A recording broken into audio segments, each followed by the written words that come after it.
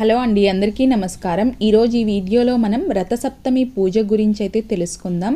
2025 ఫిబ్రవరి నెలలో రథసప్తమి ఎప్పుడు వచ్చింది, అలాగే రథసప్తమి రోజున మనకి చిక్కుడు ఆకులు దొరకకపోతే ఏం చేయాలి, పూజ పూర్తయిపోయిన తర్వాత చిక్కుడు రథాన్ని ఏం చేయాలి, ఒకవేళ ఏ కారణం చేతనైనా రథసప్తమి రోజు పూజ చేయడం కుదరని వాళ్ళు మళ్ళీ ఎప్పుడు పూజ చేసుకోవాలి, అలాగే రథసప్తమి రోజున చేసే సప్తమి స్నానం గురించి కూడా ఈ వీడియోలో నేను మీకు క్లియర్గా ఎక్స్ప్లెయిన్ చేస్తానండి. ప్లీజ్ వీడియోని లైక్ చేయడం అయితే మర్చిపోకండి. అలాగే ఛానల్ ఎవరైనా ఇప్పటి వరకు సబ్స్క్రైబ్ చేసుకోకపోతే సబ్స్క్రైబ్ చేసుకొని పక్కనే ఉన్న బెల్ ఐకాన్ క్లిక్ చేయండి. ఇప్పుడైతే వీడియోలోకి వెళ్దాము. మాఘ శుద్ధ పంచమినే మనం రథసప్తమి అని అంటాము. రథసప్తమి సూర్య భగవానుడు జన్మించినటువంటి రోజు కాబట్టి అంతటి పరమ పవిత్రమైన రోజుని మనం రథసప్తమిగా జరుపుకుంటాము. ఈ రథసప్తమి రోజున సూర్యుడి యొక్క వాహనం రథం కాబట్టి 7 చిక్కుడు కాయలతో రథం చేసి పూజించుకుంటాము. ముందుగా మనం ఈ రథసప్తమి రోజున సప్తమి స్నానాన్ని ఏ విధంగా చేయాలి అనేది తెలుసుకుందాము. దీనికోసం ముందుగా మనము 7 జిల్లేడు ఆకులు, అలాగే 7 రేగు ఆకులు, 7 రేగి పళ్ళను తీసుకోవాలి. మొదటిగా మనం ఒక జిల్లేడు ఆకును తీసుకోవాలి. దాని మీద ఒక రేగి ఆకును పెట్టుకొని దాని మీద ఒక రేగి పండును పెట్టుకోవాలి. ఇలా ఈ మూడింటిని మన తలపైన భుజాలపైన ఉంచి ఇలా 7 సార్లు చేయాలి. ఈ విధంగా ఇంట్లో ఎంతమంది ఉంటే అంతమంది చేయాలి. అంటే ఒక్కొక్కరికి 7 జిల్లేడు ఆకులు, 7 రేగు ఆకులు, 7 రేగు పళ్ళని మనం సిద్ధం చేసుకోవాలి. ఒకవేళ ఇంట్లో ఉన్న వాళ్ళందరికీ కూడా 7 జిల్లేడు ఆకులు, అలాగే 7 రేగు ఆకులు, 7 రేగు పళ్ళు దొరకలేదనుకోండి, ఎన్ని ఆకులు అందుబాటులో ఉంటే అన్నింటితో మీరు స్నానాన్ని అయితే ఆచరించుకోవచ్చండి. 7 గనక దొరికితే ప్రతి ఒక్కరికి కూడా ఇంట్లో ఎంతమంది ఉంటే అంతమందికి చాలా మంచిది. ఈ విధంగా స్నానాన్ని ఆచరించుకున్న తర్వాత ఇంటిని పూజా మందిరాన్ని శుభ్రపరచుకొని గడపకు చక్కగా పసుపు రాసి కుంకుమ బొట్లు పెట్టుకొని ముగ్గులు వేసుకోవాలి. దాని తర్వాత మనం స్టవ్ని శుభ్రపరచుకొని చక్కగా సూర్యభగవానుడికి నివేదన చేయడానికి మనము పరమాన్నం అండి, బెల్లం పరమాన్నం ఆవు పాలు పోసి తయారు చేసుకోవాలి. చిక్కుడు రథము అలాగే రథసప్తమి రోజు చేసుకునే ఈ ప్రసాదాన్ని రేపటి వీడియోలో నేను మీతో షేర్ చేసుకుంటానండి.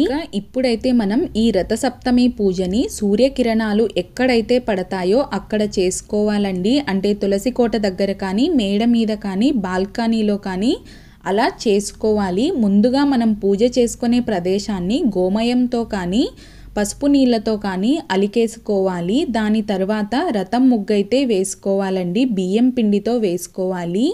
ఇప్పుడు దీని మీద మనం పసుపు రాసిన ఒక పీటను పెట్టుకోవాలి. దాని మీద కూడా ముగ్గు వేసుకోవాలి. ఇలా ఈ పీట మీద మనం ఒక రాగి కానీ ఇత్తడి కానీ ప్లేట్ తీసుకొని దీని మీద కూడా బియ్యం పిండితో ముగ్గు వేసుకొని చక్కగా పసుపు కుంకుమలు వేసుకోవాలి. అలాగే ఆ ప్లేటుకు కూడా గంధం కుంకుమ బొట్లు పెట్టి తీసుకోవాలండి. దాని తర్వాత మనం చక్కగా పసుపు నీళ్ళతో శుభ్రపరచుకున్నటువంటి 7 జిల్లేడు ఆకులను తీసుకోవాలి. వీటిని మనము ఒక శుభ్రమైన క్లాత్తో తుడుచుకోవాలండి. పసుపు నీళ్ళతో తుడుచుకున్న తర్వాత దాని తర్వాత మనం గంధం అలాగే కుంకుమ బొట్లు పెట్టుకొని తీసుకోవాలి. ఇలా తీసుకున్న ఈ ఆకుల్ని మనం ముగ్గు వేసుకున్నటువంటి ప్లేట్లో అమర్చుకోవాలి.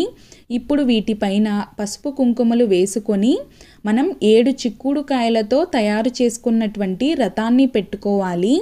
ఈ రథంలో మన దగ్గర సూర్య భగవానుడి ప్రతిమ ఉంటే గనక పెట్టుకోవాలి. లేదు అంటే గనక తమలపాకు మీద ఇక్కడ చూపిస్తున్న విధంగా అయితే వేసుకోవాలండి గంధంతో. అలాగే మధ్యలో కుంకుమ బొట్టు పెట్టుకోవాలి.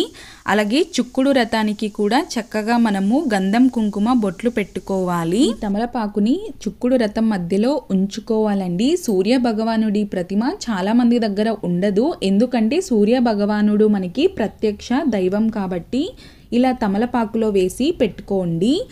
ఇప్పుడైతే మనం గణపతి పూజను చేసుకోవాలి. దీనికోసం ముందుగా ఒక శుభ్రమైన తమలపాకును తీసుకొని దానిలో మనం పసుపుతో చేసినటువంటి గణపతిని ఉంచుకోవాలి. గణపతికి చక్కగా బొట్లు పెట్టుకోవాలి. అలాగే మనం ఇప్పుడు ఏకహారతితో కానీ అగరబత్తీలతో కానీ దీపారాధన చేసుకోవాలి.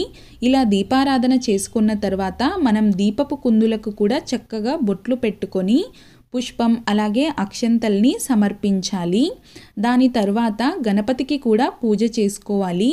మొట్టమొదటిగా మనం పుష్పాలు సమర్పించాలి, అలాగే కొన్ని అక్షంతల్ని కూడా గణపతికి సమర్పించుకోవాలి.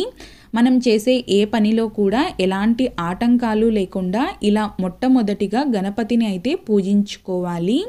ఇప్పుడు గణపతికి తాంబూలాన్ని సమర్పించుకొని ధూపాన్ని చూపించి మంగళహారతిని ఇవ్వాలి. ఇక్కడితో మనకి గణపతి పూజ అనేది పూర్తయిపోతుంది.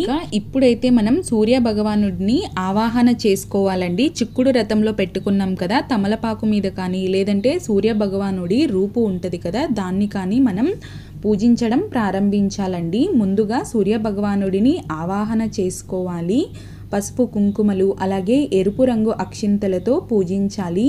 ఎరుపు రంగు అక్షింతల్ని మనం ఒక కప్పులోకి కొద్దిగా బియ్యాన్ని తీసుకొని, మంచి బియ్యాన్ని అందులోకి ఆవు నెయ్యి వేసుకొని కుంకుమ వేసుకొని కలుపుకోవాలి. చాలామంది నీళ్లు వేసి కలుపుతూ ఉంటారు, అలా కలపకూడదండి. మనం పసుపు రంగు అక్షింతలు చేసుకున్నా కూడా ఇదే విధంగా చేసుకోవాలి. కాకపోతే కుంకుమ ప్లేస్లో మనం పసుపు అనేది వేసుకోవాలి. ఇప్పుడు మనం సూర్య భగవానుడికి ఎంతో ఇష్టమైన ఎరుపు రంగు పుష్పాలని ఉపయోగించి పూజ చేసుకోవాలి.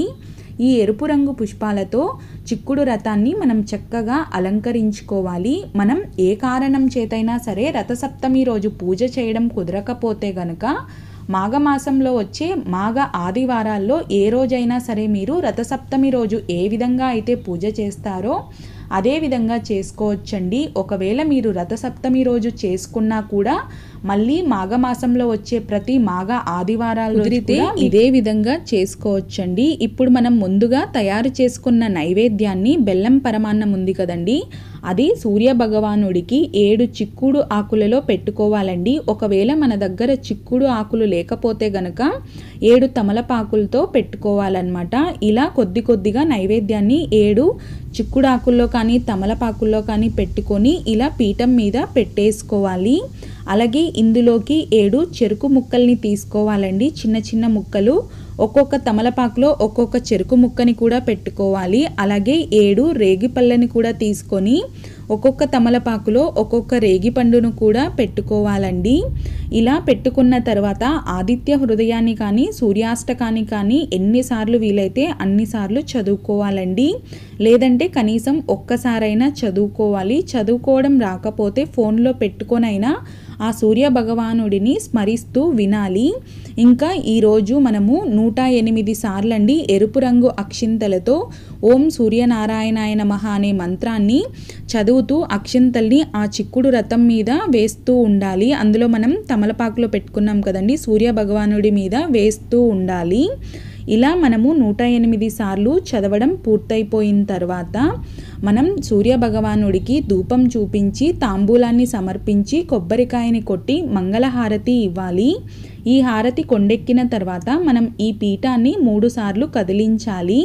నైవేద్యంగా పెట్టినటువంటి 7 ఆకుల్లో పెట్టాం కదండి మనం బెల్లం పరమాన్నం, వాటిని ఒక 2 పక్షులకి కానీ జంతువులకు కానీ పెట్టేసి మిగిలినవి మనం నైవేద్యంగా అంటే ప్రసాదంగా స్వీకరించవచ్చు అన్నమాట.